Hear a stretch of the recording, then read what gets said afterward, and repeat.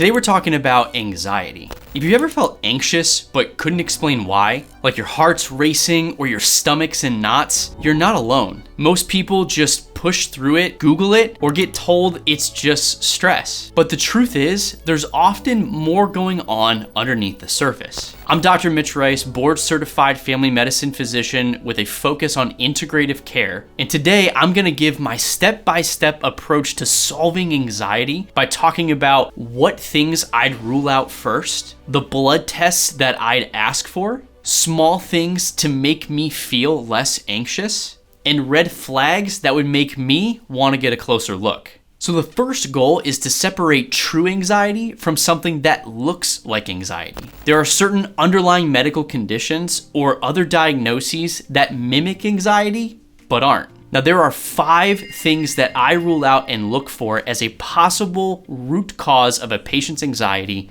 every time. The first one, and one of the biggest culprits, is a thyroid dysfunction. Your thyroid isn't just all about energy, it plays a big role in how the body can handle stress. With hyperthyroidism, your body can shift into a more chronic, stress-filled state. Think racing heart, feeling sweaty all the time, and internal restlessness or even tremors. On the flip side, having hypothyroidism doesn't just mean feeling sluggish all the time. Many patients experience adrenaline surges because their brain is trying to compensate. And this can feel like mood crashes, feeling wired but tired at night, or even waves of unexplained anxiety. The second thing that I consistently check in someone that presents to my office with anxiety symptoms is low iron and ferritin levels. Low iron isn't always about fatigue. It can actually mimic the symptoms of anxiety pretty well. When your ferritin drops below a certain threshold, think levels less than 50, your body isn't necessarily getting enough oxygen that it's designed to have. This can create things like restless legs, heart palpitations, shortness of breath, all of the things that can yet again mimic the symptoms of anxiety. Iron deficiency is incredibly common in women less than 40 due to menstruation, gut absorption issues, or just simply not eating enough nutrient-rich foods. The third thing that I always investigate are blood sugar crashes. If your mood tends to flip, you feel a little shaky in between meals, or just you find yourself feeling that internal restlessness, this really could be the culprit. After a high carb or sugary meal, your blood glucose levels will spike. Your body responds with a surge of insulin, which can then lead to a crash just an hour or so later. This peak and crash triggers your body to increase the release of adrenaline and cortisol, which are those stress hormones. If you're constantly having too much adrenaline or cortisol, you're going to feel those symptoms of anxiety. I even had a patient once describe to me that these blood sugar fluctuations feel like an internal crisis without a definable cause. The fourth thing that I always check in patients that have anxiety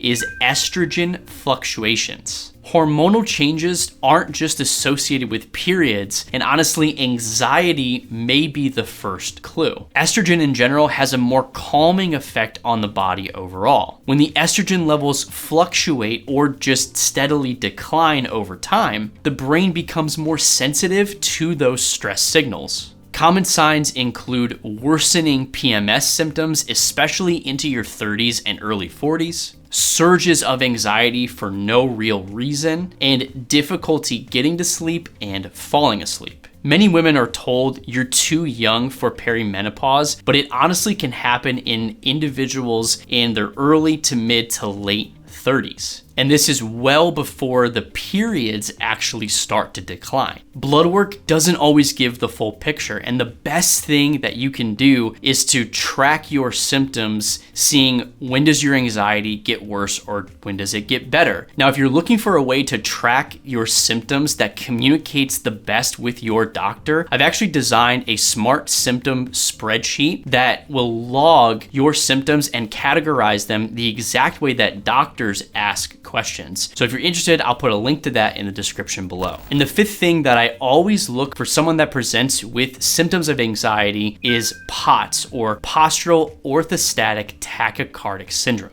This is a specific condition that commonly gets misdiagnosed as anxiety or panic disorder when it is in fact a disorder of the nervous system. It can feel like your heart is racing very fast when you stand up or when you're walking up a flight of stairs. You can have dizziness, especially with a lot of heat or in crowded places. And you can even have anxiety-like symptoms in public situations. What's the root cause of POTS? Well, it has to do with dysautonomia, which is when your autonomic nervous system can't properly regulate blood flow when you go from a seated or laying down to a standing position. And honestly, this can be severely debilitating. It's most common in younger women in their mid-20s to mid-30s. Now, the point of ruling out these big 5 things that can mimic anxiety is that before we just label something as stress, we have to make sure that we're not missing something. And in order to not miss something, there are a few blood tests that can be done to help us investigate a little bit further. Now, the labs that I check every single time for someone that has anxiety is a CBC, or complete blood count, looking for anemia or low levels of hemoglobin, ferritin and iron studies, vitamin B12 and folate, vitamin D, a morning cortisol level, as well as a fasting insulin level to see if that patient is insulin sensitive. Now, there's no blood test for POTS, but there's a simple way that you can investigate it in the comfort of your own home. It's called the active stand test. And what you do is you want to lay down either in bed or on the floor for about 5 to 10 minutes. During this time, you want to keep a log of your heart rate and write down about the average for what it is over that 10-minute period. After the 10 minutes is up, you want to stand up and then record your heart rate at the first minute, the third minute, the 5th minute, and then again at the 10th minute. To diagnose POTS, you have an increase in your heart rate of greater than or equal to 30 beats per minute after 10 minutes of standing without a significant drop in blood pressure. Some people may just want the doctor to do it for them, so I would definitely bring POTS up to your doctor the next time you go see him or her. So getting to the secret sauce of the video, these are lifestyle tweaks that I would start doing today that may help improve anxiety symptoms overall and get you to feel a little bit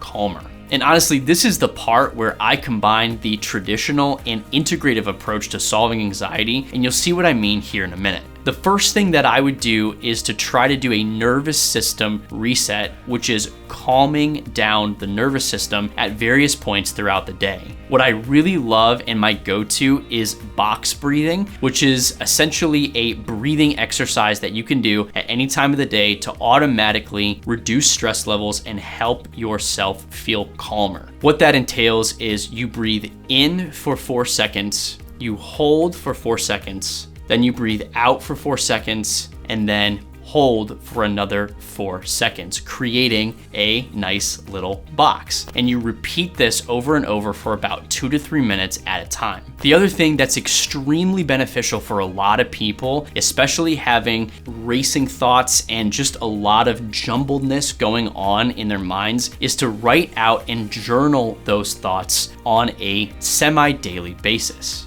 The second thing that I would do is create a blood sugar stability plan, and that starts with reducing the amount of carbs and sugar, especially at breakfast time or whatever your first meal is of the day. You want to reduce the carbs, cut the sugar, and increase your protein intake, because that protein intake increase will make you feel fuller longer, and it will make you less susceptible to having those undulating blood sugar spikes and crashes all day long. I would also try cutting out caffeine, and if you struggle with cutting out caffeine completely, I would try to at least decrease it in half, because caffeine makes you wired and it can definitely make the symptoms of anxiety worse. And the third thing that I would try are some natural supplements or things that you can do in the meantime to try to help make yourself more relaxed in general. And the 2 supplements that I really recommend for people struggling with anxiety are omega-3 fatty acids or fish oil, oil, getting at least 1 to 2 grams per day, as well as magnesium glycinate, taking about 400 milligrams per day. Now, if you want a comprehensive list of all the supplements that have been clinically proven to help with anxiety, I put together a doctor-curated guide that breaks down exactly what to take and why in my supplement solution sheet. So if you're interested in that, I'll put a link to that in the description below. Now, the last thing that I do recommend and implement with my patients is medication. I do think medications can be beneficial for people struggling with anxiety-like symptoms. One of my most recommended and used medications in someone struggling with acute anxiety, no matter what the reason is hydroxyzine, also known as Vistaril or Atarax. Hydroxyzine is a cousin medication to Benadryl, but it can really help reduce the overall feelings of anxiety, particularly at night when anxiety tends to get a lot worse. Hydroxyzine also will make you maybe a little bit sleepy, so it can aid in getting more sleep, which has been shown to decrease levels of anxiety overall. I do want to emphasize though that I try to use medication sparingly and that meds aren't a crutch for a problem. They're meant to use as temporary solutions till we get to the root cause and can actually wean off the medication and maybe do things more naturally with lifestyle management and maybe even adding in a supplement or two here or there. So the last part that I do want to talk about are some red flags that would potentially make me want to get a closer look at what's going on. So if you have symptoms of anxiety and you have sudden, severe, crushing chest pain, or if you get severely dizzy when standing, or if you have worsening memory loss, or if you have any severe or worsening anxiety after a medication change, I would definitely get in to see your local primary care physician sooner rather than later. All right, friends, we've covered a lot in this video, so just a quick recap. The 5 major things that I look for in patients who have anxiety every single time are thyroid dysfunction, low iron and ferritin levels, blood sugar crashes, estrogen fluctuations, and POTS, or postural orthostatic tachycardia syndrome. We also talked about some essential blood work to validate those big 5 concerns, as well as rule out a few others. And then while you're waiting to get to the root cause of your anxiety, there's 4 categories of some lifestyle tweaks that we talked about implementing today that can really help. Things like nervous system reset by doing box breathing or journaling, a nutrition reset, a blood sugar reset by eating more protein in the mornings, targeted supplements like fish oil and magnesium glycinate, as well as trying out a prescription medication like hydroxyzine. If you're feeling overwhelmed, don't worry. I tried to make this part simple by giving a little bit of a summary and things that you can start doing today to try to keep everything in order. The next time you see your primary care physician, talk to him or her about the blood work that we mentioned earlier. Ask them, could this be tied to hormones, blood sugar, or low iron levels? Track when your anxiety shows up, whether it's across meals